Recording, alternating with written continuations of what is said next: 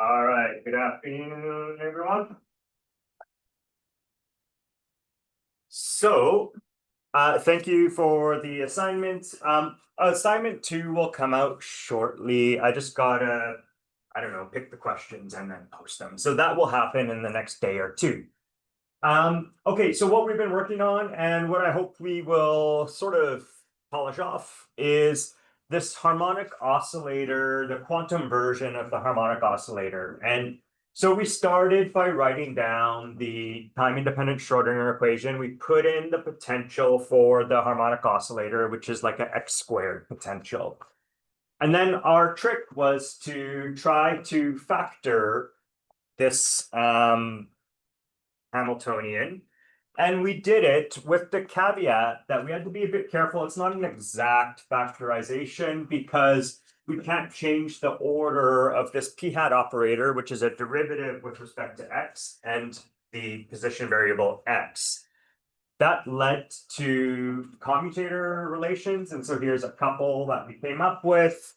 And we also discovered that the so-called a hat operators that we got from this factorization, they were pretty handy because what we could do is we could act on a given stationary state and generate new states. If we had stationary state psi with energy E, then when we act with the A plus operator, we generate a new state, A plus times psi, and it has energy E plus h bar omega. If we opt with the negative operator A minus, then we get a new state with energy E minus h bar omega. So our goal today is to try to figure out one of these stationary states. And once we found that, we can use these so-called raising and lowering operators to generate an infinite set of other stationary states of different energy. So our starting point is to look at problem 2.2 in Griffiths. And so our goal is to show that states with energy such that the difference V minus E, if that was a positive value, so suppose that this was greater than 0, we want to show that that's not allowed.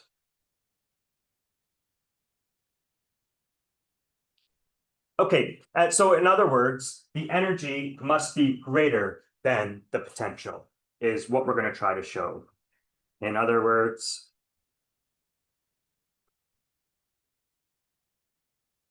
we will require E greater than B.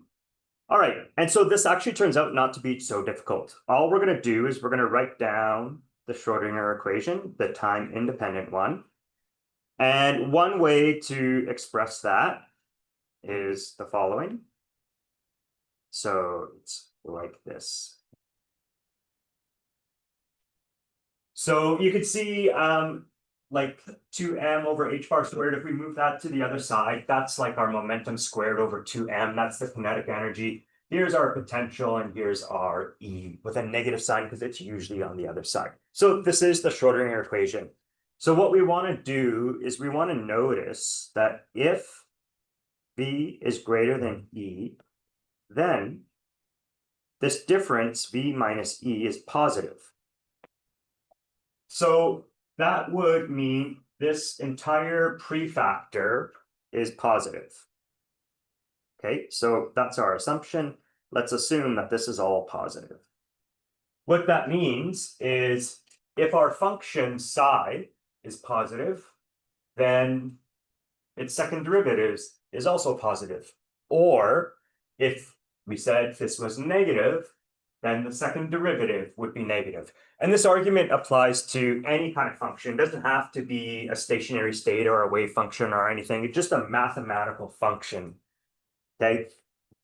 So our conclusion so far is that these two things, psi and its second derivative, are either both positive or both negative. I'm going to do one of these cases and I'm going to leave the other for you to think about. But once you see one, the other one becomes almost trivial. So I'm going to do the positive case. They're both positive. So, okay, let's suppose then that we take this second derivative greater than zero. What is a second derivative of a function greater than zero? What is that telling us about the function? What does it say about its curvature? Always curving up. Yeah, it's positive curvature and it has a minimum. Okay, so what that means is that we have a minimum.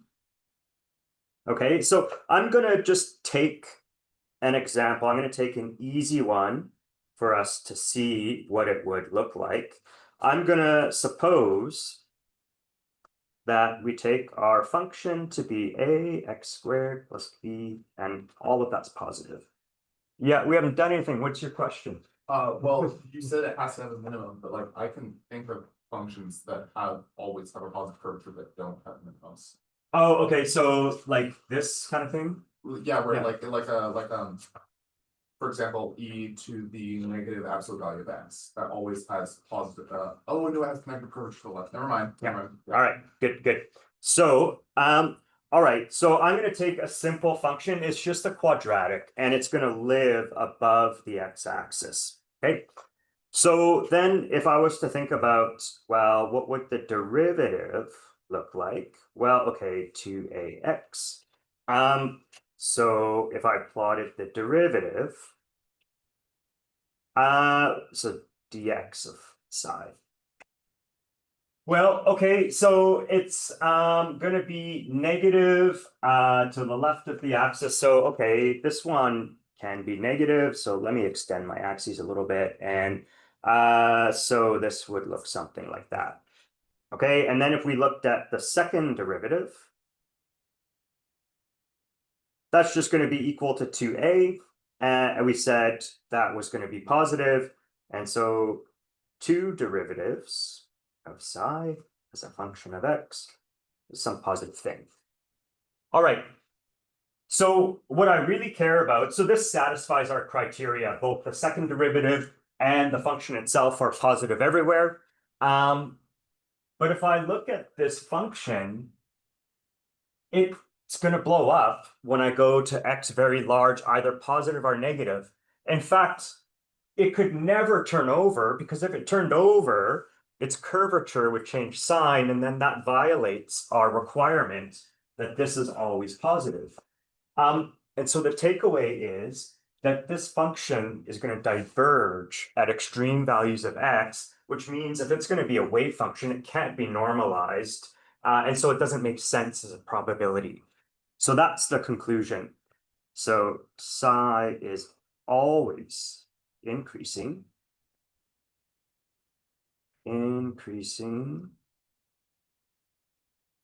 away from the x-axis. It can never approach zero at x goes to plus minus infinity. And so it would not be normalizable. And therefore it's not allowed as a wave function. So we've excluded that possibility. You could do the case where they're both negative. It's the same thing. You're going to have a function that lives down here, and it's going to have some maximum, and it's always still going to be curving away from the x-axis, and it still cannot be normalized. Okay, so what we've done then is we've shown that states with energy less than V are not allowed. Okay. So what does this mean for the harmonic oscillator? So for the harmonic oscillator, we know that V is like x squared. So it's 1/2 m omega squared x squared. And so this is always greater than 0 because I'm squaring the x. It can never be negative. I don't have negative mass. Omega squared is positive. Okay, so what this means is that states with negative energy are not permitted for our quantum oscillator. Quantum harmonic oscillator, if you like. So let's think about that for a second. What I can do is if I find a state and I keep acting on it with my lowering operator, it keeps lowering the energy. It goes from E to E minus h bar omega to E minus 2h bar omega and so on. And eventually I'll reach some point where I've applied the lowering operator enough times that E minus however n h bar omega, however many times I applied that, is going to go negative, and that's not allowed.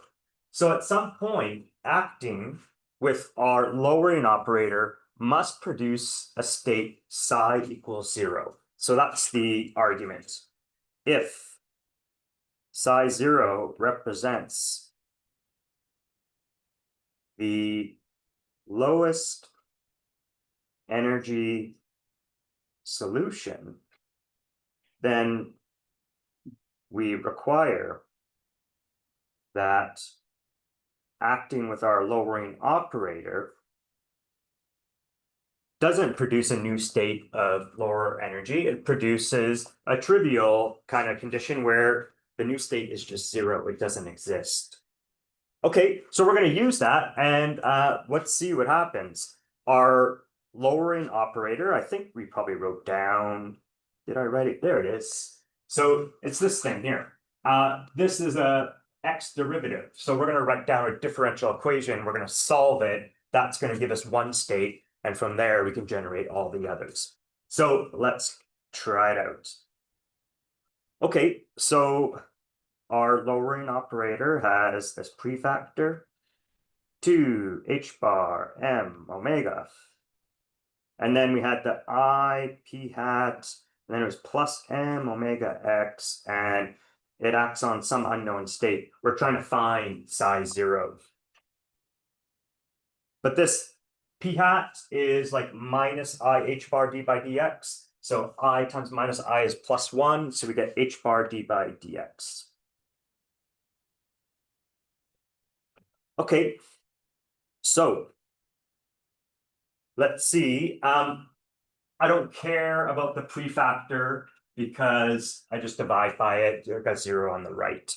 So what I've got then is that, let's see, d psi 0 by dx is equal to, I'll bring the m omega x to the other side, and then I have an h bar here, I'll divide by h bar. So I'll put all my constants together. Okay, but this is simple, right? This is just like the regular classical harmonic oscillator. Divide by psi 0, multiply by dx, and integrate.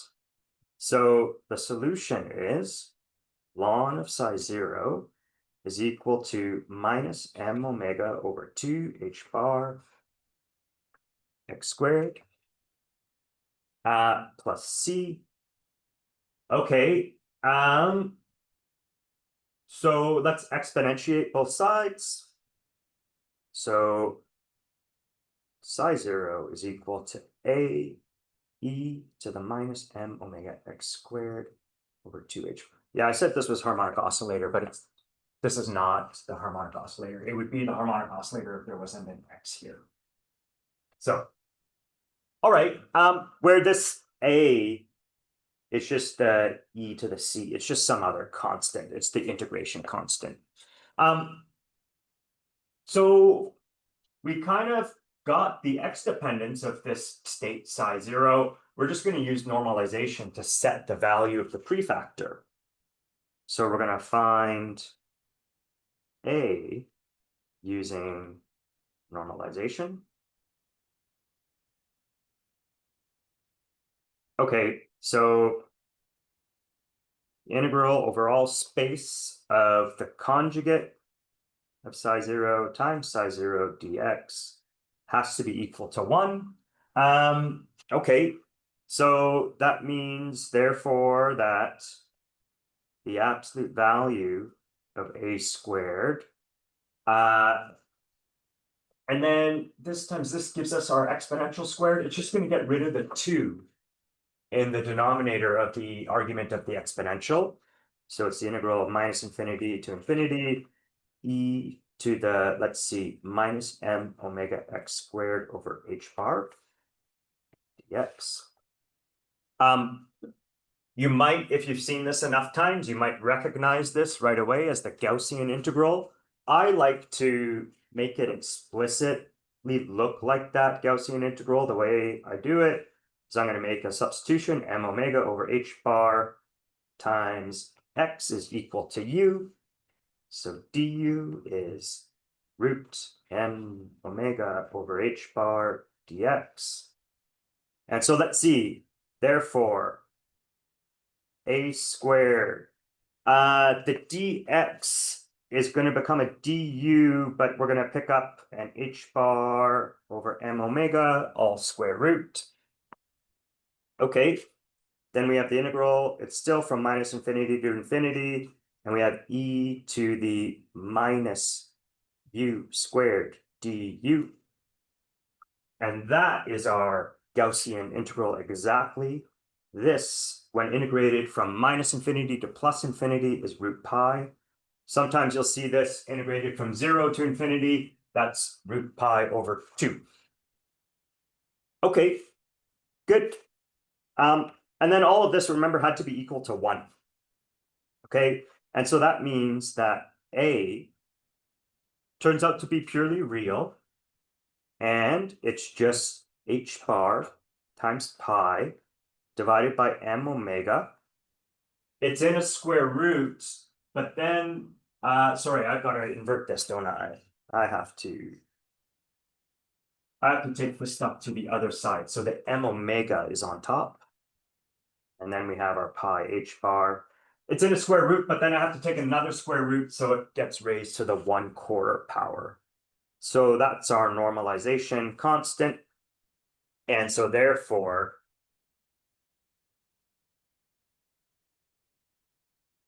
psi 0 is equal to a, which we just found, times e to the minus m omega x squared over 2 h bar. And that's the ground state of our harmonic oscillator. So this is the ground state of our harmonic oscillator. The reason that the Gaussian integral came out is because we have a Gaussian function. A Gaussian function is like e to the minus x minus mu over 2 sigmas, and there's a square in there. So here's our x squared. So this has like a mean of 0. So on average, it's in the center of our potential well, and that's where the potential is a minimum. So that makes sense. And then all these other prefactors are telling us about the standard deviation. How spread out is this Gaussian function? Okay, good. So ground state energy.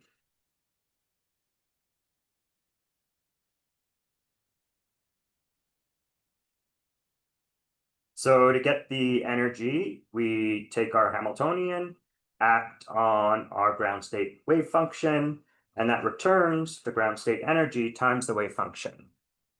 Okay, so what I'm going to use is h bar omega a hat plus a hat minus plus 1/2.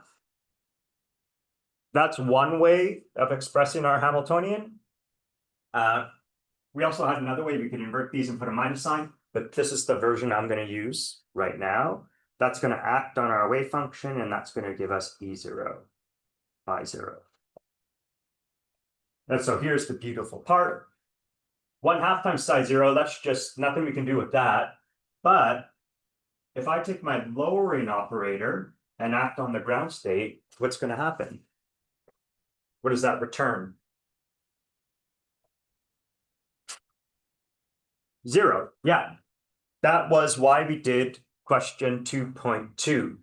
Because if we could make a new state, it would lower the ground state energy.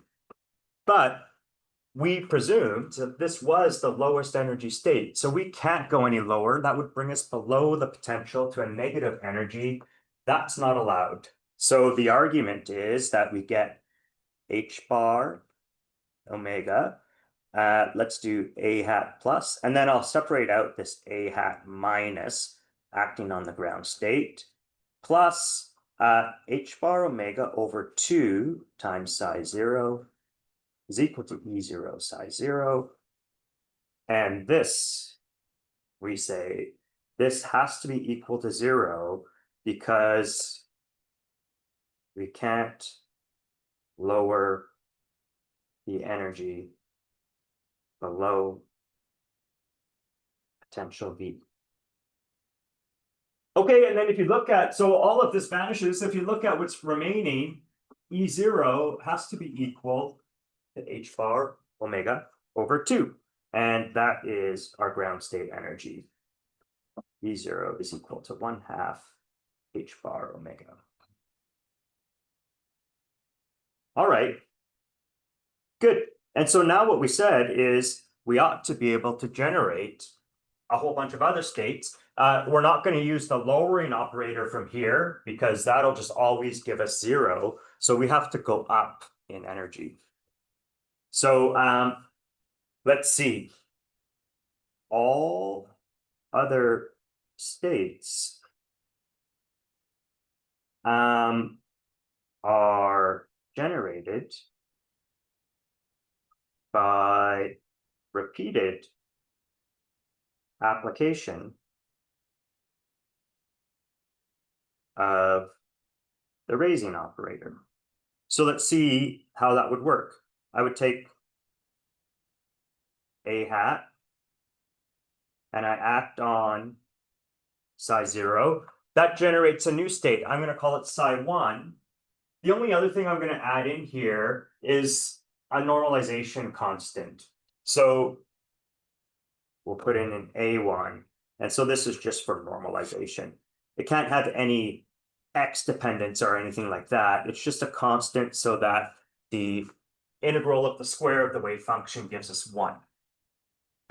All right. And for this state, E1 would be equal to E0 plus h bar omega. But now we already know E0 is half of h bar omega. So the total is 3/2 h bar omega. And then I would generate the next excited state by taking our raising operator and acting on the first excited state. And I'll have some other normalization constant. Let me call this A2 prime. But that's also equal to just A2 times 2 applications of the raising operator applied to the ground state.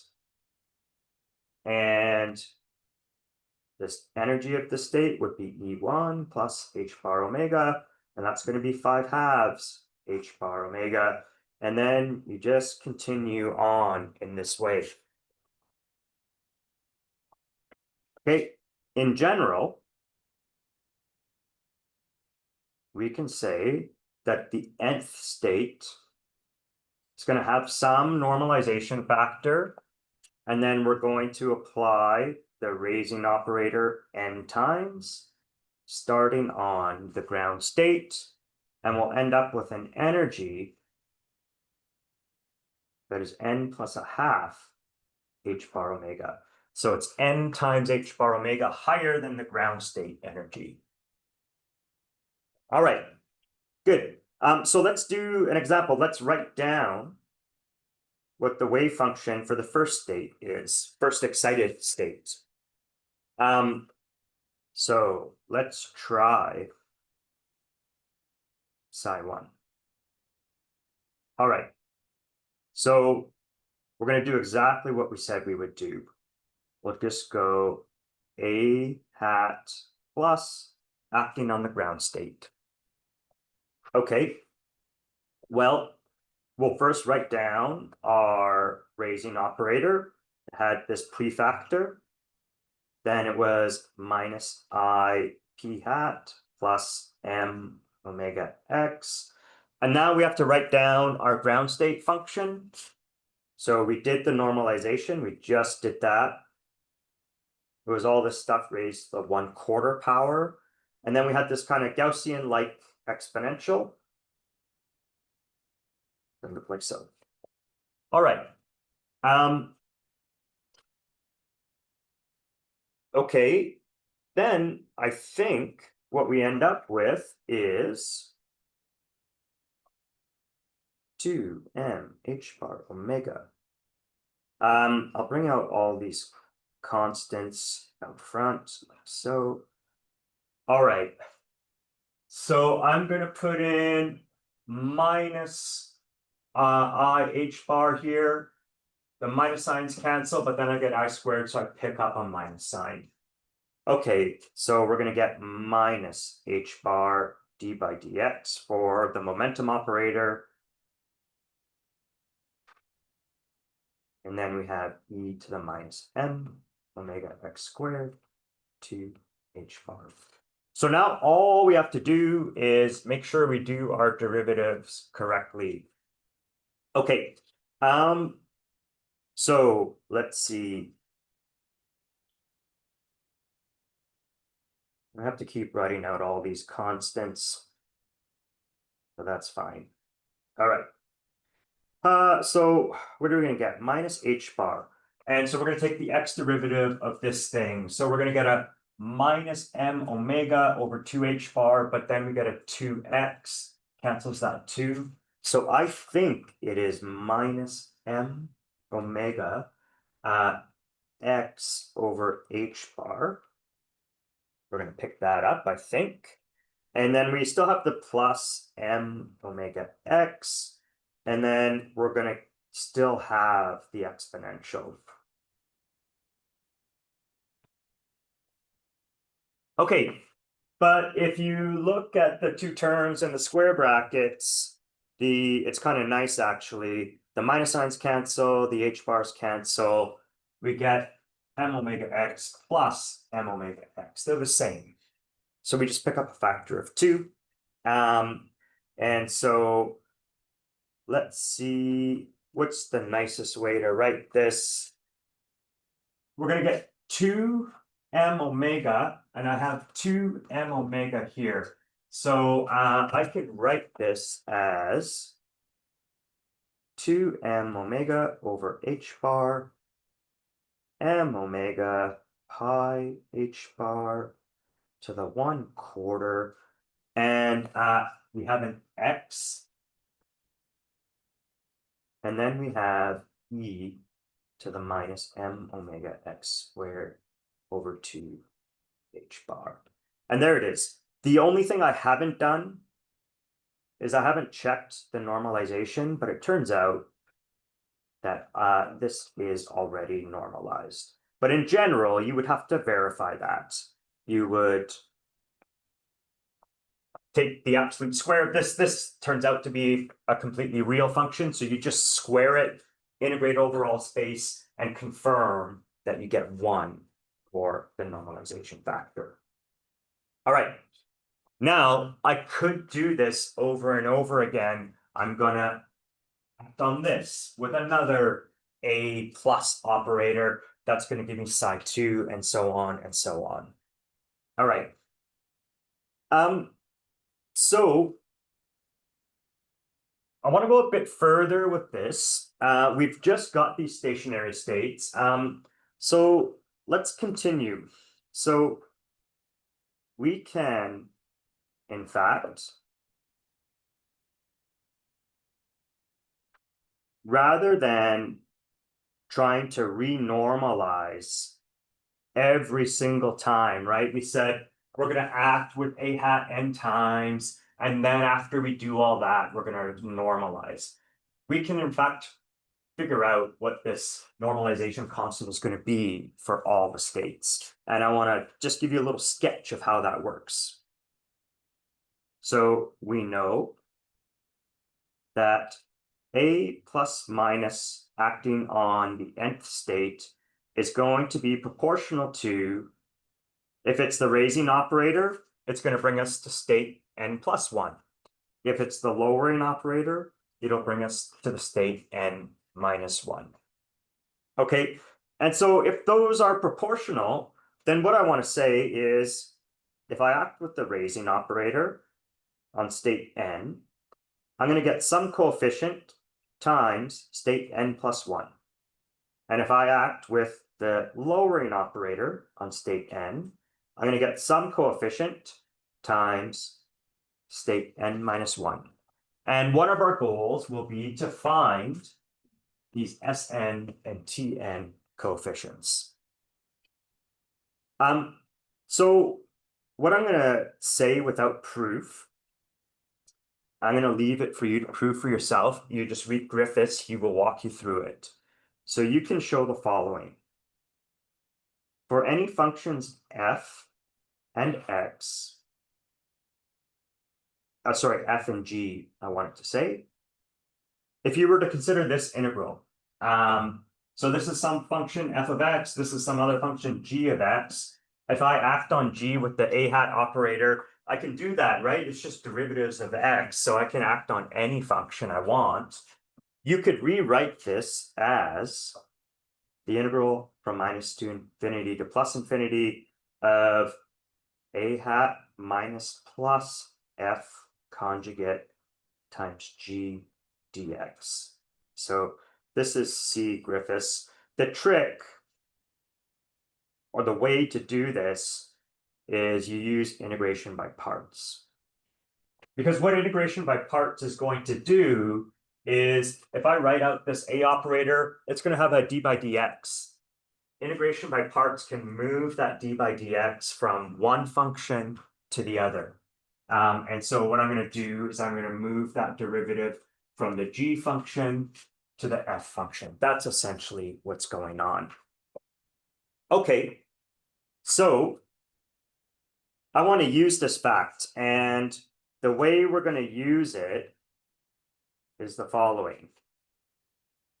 If we set f star to be equal to a hat plus minus acting on psi n all conjugate, and g is equal to psi n. So I want to pick these special relations for f and g, and I'm going to sub them into here and see what happens. Okay, so we will get, let's see, integral of minus infinity to infinity. So we have to put in our f star. Okay, fair enough. A plus minus psi n conjugate. And then we have to put in our g, but we have an a plus minus acting on the g. Okay, fair enough. So we'll do that. A plus minus acting on our g, which is psi n. Okay, and so what this identity tells us is that we could re-express this as the integral from minus infinity to plus infinity of a minus plus. Notice the plus minus goes to a minus plus. Okay, so we're going to have an a hat minus plus acting on f, but our f was already had an a in it, so we get this combination of a's and then psi n, and all of that is conjugate And then it has to multiply G, and G was just our psi n. Okay. All right. But what do we know? We know that h bar omega a plus minus a minus plus minus 1/2 psi n, that was exactly two ways of writing down the Hamiltonian. And we know that when the Hamiltonian acts on a stationary state, we get the energy. But we already know the energy. The energy is h bar omega n plus 1/2. And then it has to multiply our state again, psi n. Okay, so we could cancel the h bar omegas. And we could rearrange, and we could find that psi n acted on by this combination of a's, these two a's, we could write something down for that. Okay, so therefore, if I do the top signs, so what I'm going to do is I'm going to take all of the top signs, a plus, a minus, acting on psi n, is going to be equal to, well, it's n plus 1/2, and then we'll have a psi n. But what I haven't done yet is I still have this 1/2 psi n. I'm going to take it to the other side. If I'm taking the top sign, I get plus on the left. I move it to the other side, it becomes a minus 1/2. So we'll get a minus 1/2 here. Okay, now if I take all the bottom signs, we'll get minus, plus. We'll take this minus here on the left, becomes a plus on the right. So we get a plus. And you can see what's going to happen. Either these 1/2s cancel or they add to get 1. So there's two cases. If I take the top signs, we're going to get a cancellation. So it's going to be n times psi n. And if I take the bottom signs, those 1/2s are going to add. And so this is going to be n plus 1 psi n. Okay, so that's what we needed from that first identity. Okay, so what I want to do is I want to go back to this expression here. And let's take this down and we'll start working on this again. But now we're going to use these results when we can. So on the left, I'm not going to do anything. I'm just going to rewrite that again. So it's a plus minus, and then it's a plus minus again. So, oh, sorry, what I want to do, sorry, I'm going to pick a particular sign. Let me do the top signs. We have to pick a sign because the result will depend on what that sign is. So we're going to get on the right-hand side, we're going to pick the top signs.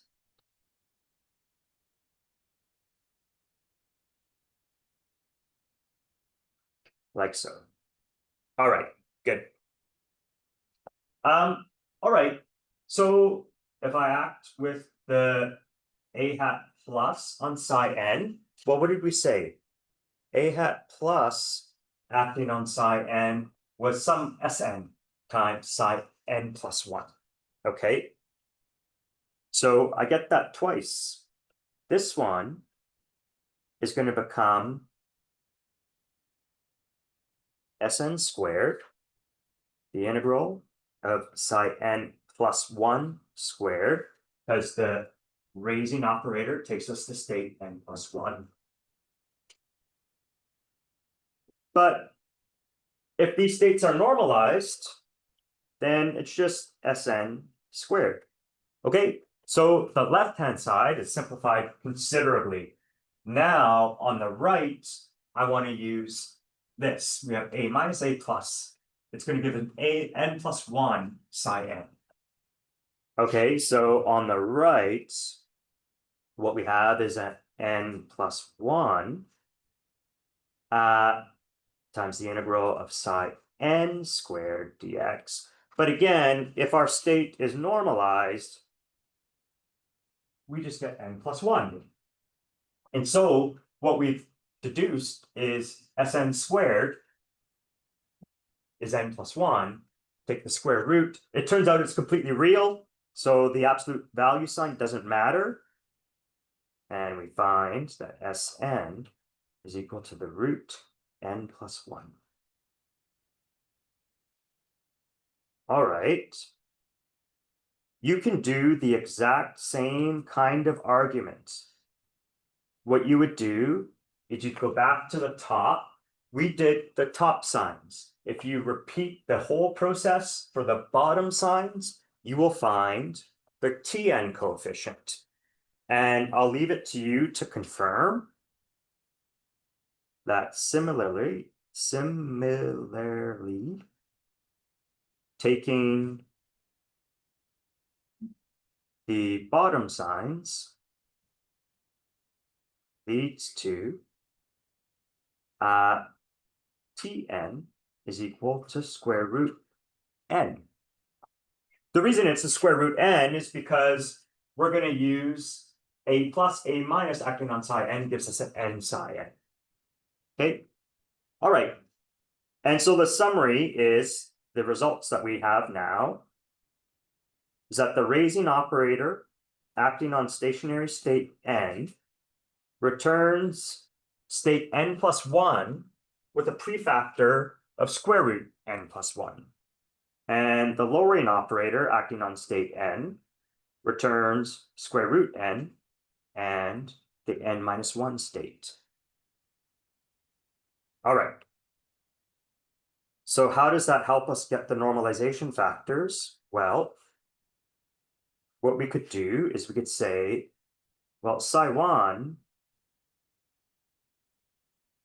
is a plus acting on psi 0. Okay, we've already done that one. Then if I act on psi 1 with a plus, what it's going to do is it's going to return n plus 1 is going to be 1 plus 1 is going to get a root 2 in psi 2. So it's root 2 psi 2. And so that means that psi 2 is equal to a hat squared over root 2 psi 0. Where did I get that? Well, what I did is I put psi 1 into here. Psi 1 is a hat plus psi 0 times a hat plus gives me the a hat plus squared, divided by the root 2, and so there's that expression. All right, and I could keep going. I could say, well, what if I did a hat plus on psi 2? Well, that's going to give me a root 3 psi 3. But psi 2 is all of this stuff, so it's going to become an a hat cubed. I divide by 3. I'm going to divide by root 2 times root 3. And so we would find psi 3 would be a 3 hat squared over root 3 times 2 times psi 0. And you could continue in this way. And what you would find is that in general, psi n is n times n factors of the raising operator acting on the ground states. And then in the denominator, we're going to have the root of n factorial. And those are the normalized states of the harmonic oscillator. Okay, good. So what I want to think about next is when we were doing the infinite square well, we went through a little proof that the stationary states, the solutions to the time-independent Schrodinger equation, were orthogonal. That is, if we took psi n conjugate times psi n, integrated all over all of the domain, we would get a 1 if m and n, so psi m star times psi n equals 1 if m and n are equal and 0 otherwise. That's what we meant by orthogonal. I want to prove that these states are also orthogonal. So, So what we'll do is a proof that the psi n's form an orthogonal set of stationary states. We're going to use some of the same machinery that we've already taken advantage of. Again, we will use the fact that the integral of minus infinity to infinity of f star a hat g is equal to the integral from minus infinity to infinity of a hat with the signs reversed f conjugate g dx. Okay, I'm going to call this relationship 3. The other thing we're going to use is what we just deduced, that the a hat operator brings out a coefficient of n plus 1 and takes us to the next state. And the lowering operator gives us a root n and takes us to the next lower state. Okay, good. And so I'm going to label all of these because I'm going to indicate in each step which of these relationships we're actually using. So the starting point is the following. We're going to consider the integral of minus infinity to infinity psi m star, and then I'm going to put a combination of these a operators. Okay, so the first thing we could do is we could act on state n with the lowering operator, and we'll use relationship 1 to do that. So this is going to be equal to the lowering operator brings out a factor of root n. We're going to go minus infinity to infinity psi m star. We still have our a plus operator, but now the a minus operator has taken psi n to n minus 1. All right. Okay, so x. And to do this, we used that first identity. All right, then what I'm going to do is I'm going to take the raising operator and act on state n minus 1. Well, that increases it back to a psi n, and it brings out a square root of n plus 1, but we started at n minus 1, so n minus 1 plus 1 is another root n. So if we get another root n factor, we get an n prefactor, minus infinity to infinity, psi m star, psi n dx. Okay, and to get to here, we've used 2. All right, this is one of the expressions that I wanted. We want to prove that this integral is 0 when m and n are not equal. All right, so what we're going to do is we're going to go back to this first relationship, and I want to use number 3 up here. So we're going to make use of 3. When we use 3, I'm going to pick for f star I'm going to pick psi m star. Right? That makes sense. If I use equation 3, I need a conjugate of some function, and my psi m is already conjugated. Okay, and then I need to pick a g.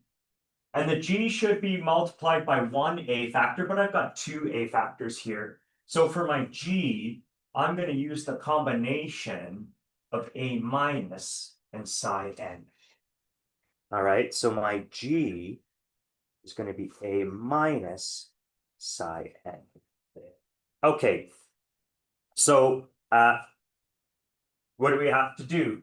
We have to take our f and multiply it by, let's see, we have an a plus, so it's going to become an a minus. So I should get an a minus acting on f, which was psi m, and that should be conjugated. Good. And then we just write down g, but g was also an a minus. Okay, and that's acting on psi n, this dx. And you know what we're going to do again? We're going to use 3 again. Sorry, what's that? G minus. G minus doesn't make sense. It's a minus. We're going to use 3 again. What I'm trying to do is I'm trying to move both a's over here. Okay. The reason I'm doing that is because if I move both a's over here, we can do these 2 steps again, and I'll get an m out front. And that's an important part of the proof. Okay, so we're going to use 3 again. So this time, what are we going to have to use for f? It's a minus psi m. F star is going to have to be a minus psi m star. And g is some function that multiplies a. This time we have only one a here, so the psi n is our g. Okay, and so when we use that identity, we get the integral from minus infinity. Remember what happens is we bring the a over here, but it changes sign, it becomes an a plus. So it's a plus, a minus, psi m, all conjugate, and then g is just the psi n dx. Okay, good. So we're almost done.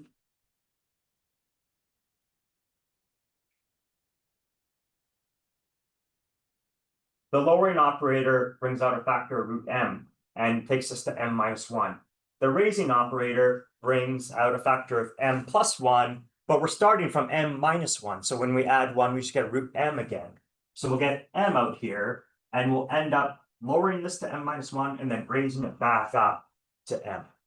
So overall, we get an m integral from minus infinity to plus infinity psi m star psi n dx.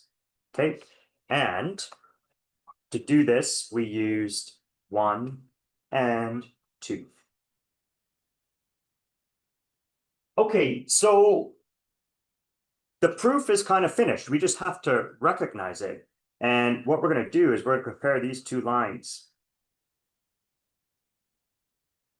The integrals are exactly the same. So these two expressions have to be equal, but then we have a coefficient of m here and a coefficient of n here.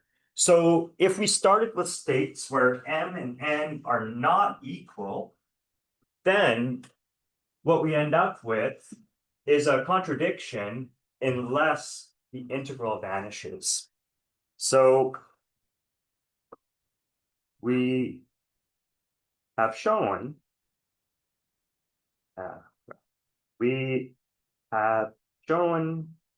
that n times psi m star psi n dx is equal to m psi m star psi n dx.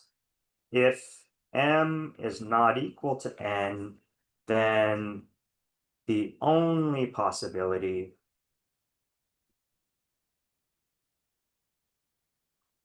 is that psi m star psi n dx is equal to 0. And that's what we mean by psi m and psi n are orthogonal. And we didn't say anything about m and n other than they're not equal to each other. So this applies to any pair of states in our set of harmonic oscillator stationary states. Okay, good. So I want to end this part of our discussion by just doing one example. You just handed in a homework. It was actually, we were just talking about it at the start of the class. You did problem 1.9, and you were given some wave function, and you were asked to find the expectation values for position, momentum, the square of the position, and the square of the momentum.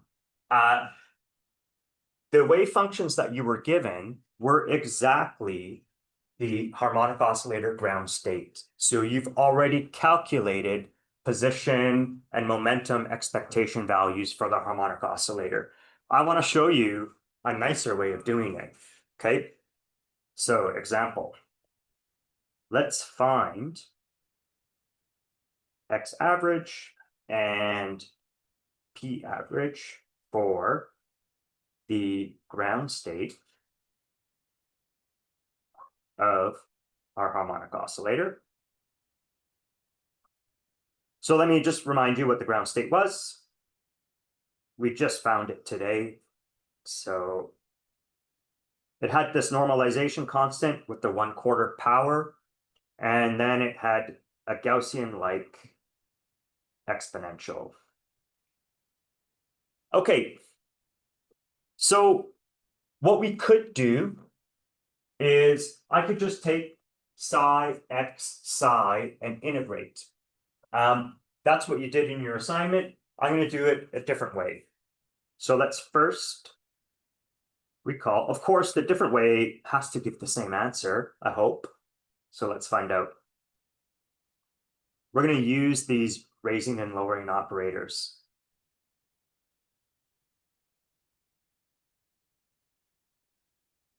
So I'm just going to remind you of what they were. They look like this. So the insight is to say, well, look, the raising and lowering operators are the same, except for the sign in front of the momentum. So what if I took a plus plus a minus? If I did that, I'm going to get a minus IP hat plus IP hat, and there's going to be a cancellation. Okay, so that's kind of nice, actually, because it'll just leave behind a term involving x. In fact, what we'll get is we'll still have the 1 over root 2 h bar m omega. And then when we add them, we'll get 2 of these. So I'll get a 2m omega x. But the 2m omega cancels with a 2m omega in here. So we could write this as square root of 2m omega over h bar times x. Or what I really want is x I can express as root h bar 2m omega a plus plus a minus. So instead of doing an integral with x, I'm going to put all this stuff in for x, and I'm going to use what we know about the raising and lowering operators to evaluate these integrals without actually doing any integration. Okay, so let's put a box around that. Now, of course, I didn't have to sum the two A operators. I could have taken their difference. If I take their difference, that'll leave behind just the momentum operator. Okay, so likewise, if I consider A minus minus A plus, that will be equal to 2 h bar m omega, and then we'll get a 2I times p hat. Okay, and if you do a manipulation, we'll find that p hat is equal to I root h bar m omega over 2, and it's a plus minus a minus. The reason I went from minus to plus, or from minus plus to plus minus, is that when you bring the I to the other side, you multiply by I, that gives you an I squared and a minus sign. Okay, so we've got these two different ways now for expressing our momentum and position, and let's use them to find, say, expectation values of x and p.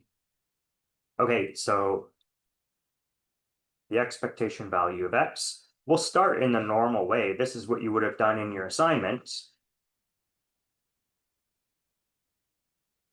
Okay, but instead of actually just putting in the wave functions and integrating, I'm going to put in our new expression for x minus infinity to infinity, psi 0 star. Okay, and for x, it was a plus plus a minus psi 0 dx. Okay, well, h bar over 2m omega square root minus infinity to infinity psi 0 star. Okay, so far I haven't done anything. But now I'm going to raise this. So I act with the a plus operator. It gives me n plus 1 square root. But our n is 0, so we get the square root of 0 plus 1. It's just a 1. So we get square root of 1. And then we raise the state to psi 1. But then when I act on the ground state with the lowering operator, we get 0. Okay, so we get plus 0 dx. All right, and so this is equal to h bar 2m omega integral minus infinity to infinity psi 0 star psi 1 dx. What's this integral equal to? 0. We just proved that these states are orthogonal. So if m is not equal to n, that integral vanishes. Okay, so this has to be 0 since m is not equal to n. All right, and so what you should have found in your assignment is that the expectation value of the position is 0. If you wanted to find, in your assignment, you had to find the expectation value of x squared. You could use the same technique. You would just square this and square this. And so then what you're going to have to do is you're going to have to act with pairs of these raising and lowering operators. But that's relatively easy to do. Okay. So likewise, I'm not going to do it, but you could show that the expectation value of p was equal to 0. And these are the same results that you found in problem 1.9, specifically part C of that problem. All right, good. So we've got, I don't know, 10 minutes or so left. I got a nice surprise for you. We're going to solve the harmonic oscillator all again, right from the beginning, using a completely different method. The reason we're going to do this again is because when we come later in the term to solve the hydrogen atom, we are going to use some of the methods that we're going to develop right now for solving the harmonic oscillator. So in Griffiths, where we are is we're section 2.3.2. And so this is going to be harmonic oscillator via what he calls the analytic method. I added just this afternoon to the course website a little bit of a history of kind of the development of math and physics over the past few centuries. And the truth of the matter is that quantum mechanics was developed in the 1920s. Okay. And what we're really doing is we're writing down differential equations and then finding their solutions and studying the properties of those solutions. The differential equations that we're interested in right now are the time-independent Schrodinger equations for particular potentials. The potential we have now is an x squared potential. But in like the 1700s and 1800s, people were interested in the same differential equations. And so all of the solutions to all these differential equations were worked out hundreds of years ago before quantum mechanics was even born. Okay. And so what we're going to talk about is the methods that people were using in the 1700s and 1800s to solve differential equations. Okay. So we're going to return to the original. It's kind of neat to think of it in those terms, right? Quantum mechanics wasn't invented, yet all the solutions were already worked out hundreds of years beforehand. We were just giving them physical significance when quantum mechanics was being developed. So let's go back to the original Schrodinger equation. The time-independent one specifically. So it's minus h bar squared over 2m d2 psi dx2 plus 1/2 m omega squared x squared psi is equal to e psi. Okay, we're going to try to clean this up. So for convenience, we're going to define a parameter. It's Greek letter z. It's a squiggly line. And we're going to define it to be m omega over h bar x. It's the same substitution that we used when we did that Gaussian integral. It just makes things look nicer. So then our time-independent Schrodinger equation becomes, okay, let's see. It's going to be, whoops.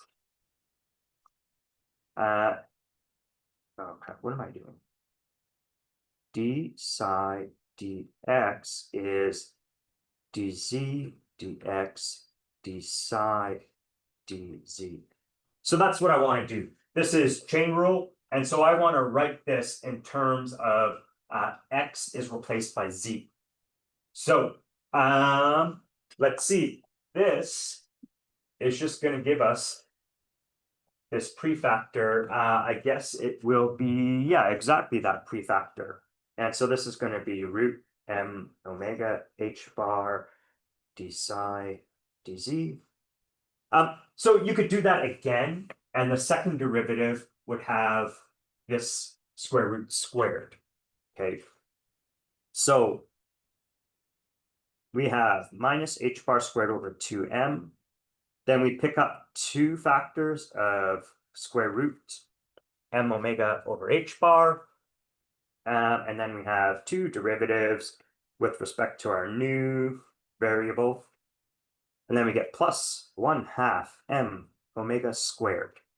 X squared is going to become h bar over m omega z squared. So h bar m omega z squared.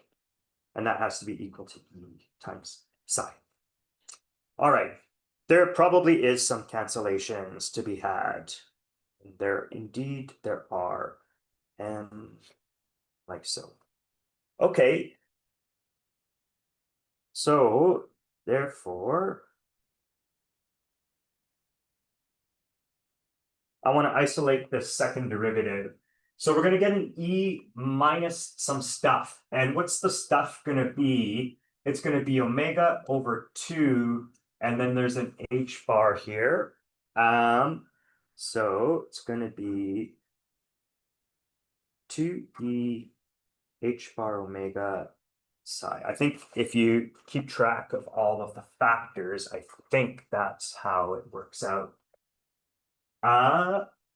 Okay, yeah, because we're gonna divide by h bar, and that's gonna cancel this one here. I think that should work. Okay, and to clean it up even further, we're going to define this as k. And so the differential equation we're going to work on is the following.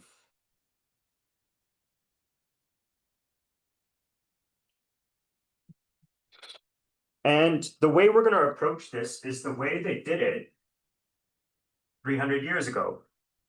We're going to do a few manipulations, but ultimately what we're going to do is we're going to assume a power series solution.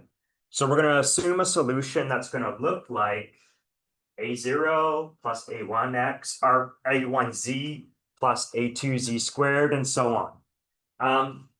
And if you think about it, that's kind of a smart approach because we already know that we have like these Taylor series expansions. So I could take any function like sine x, cos x, e to the x, ln of 1 plus x, and I can expand those things as a Taylor series, which is just a power series. And so the idea is we put in a power series, which as we adjust the coefficients, we could make that function have whatever shape we want.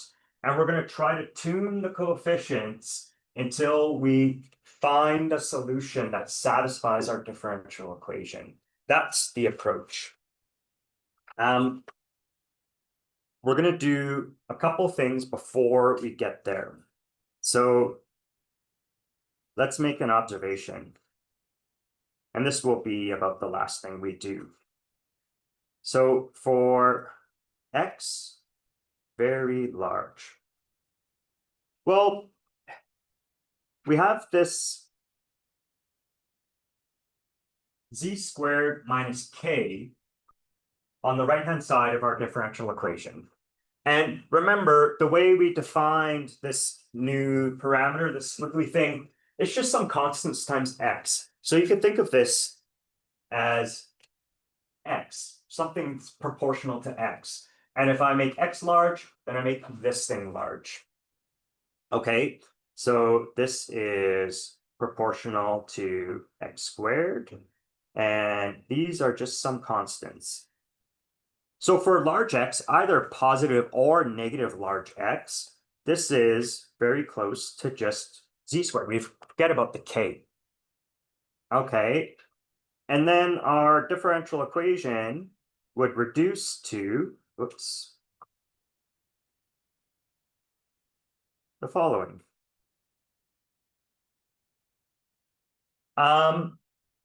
And you've probably seen this before. This is like the wave equation. So two derivatives of function returns the function times some parameter squared. So the solutions to this are psi is approximately, because we're looking at extreme cases of large x right now. It's a e to the minus z squared over 2 plus b e to the plus z squared over 2. I mean, really, if you think about this, these exponentials are really just a series. It's a power series in x. So the solution to this is some power series in x. And so what we're going to do is we're going to look for a different power series of x that's going to solve our different differential equation. Okay, how are we doing here? A couple minutes. So, but as x grows, well, what do we know? E to the z squared over 2 is going to become massive, right? If x gets really big, either in the positive or negative directions, we have e to a big number, that's just going to diverge. It's going to blow up. And that would be a not normalizable wave function. And so that means it couldn't possibly represent like its square couldn't represent the probability density. And so that's not allowed. And so it must be the case that this b coefficient must vanish. And so therefore, we expect that our solutions for large X should go as e to the minus z squared over 2 large X. Now, because we've already solved the harmonic oscillator, we in fact already know that that's true. If I go back here, I'll go back there in just a second, but let's look at our wave function somewhere. We solve them, and here they are. I want to find phi 0. Where did we do that? Okay, way back here. We just guessed that our solution for large X should go as e to the minus z squared over 2. Z squared is proportional to x squared. There it is. The prefactor in front of the z was m omega over h bar square root. So when we square it, we get m omega over h bar, and there's the 1/2. And so our ground state certainly has that form. What about the first excited state? We did that somewhere. The first excited state is going to have that same exponential. It has some other stuff in here, but it has that same exponential. In fact, any of the states all are proportional to phi 0 or its derivatives. But when we take derivatives, that exponential doesn't go away. It just keeps getting carried on and on and on and on and on. And so already, without hardly doing anything, we've already captured that part of the solution. And what we'll start with next week is trying to capture all the other parts of the solution. And that's the part where we're going to guess a power series. And the job will be to find what are the right coefficients of all the different powers of X in order to match our wave function so that it solves the full differential equation. All right, good. Thank you very much. We'll see you Monday, I guess. All right.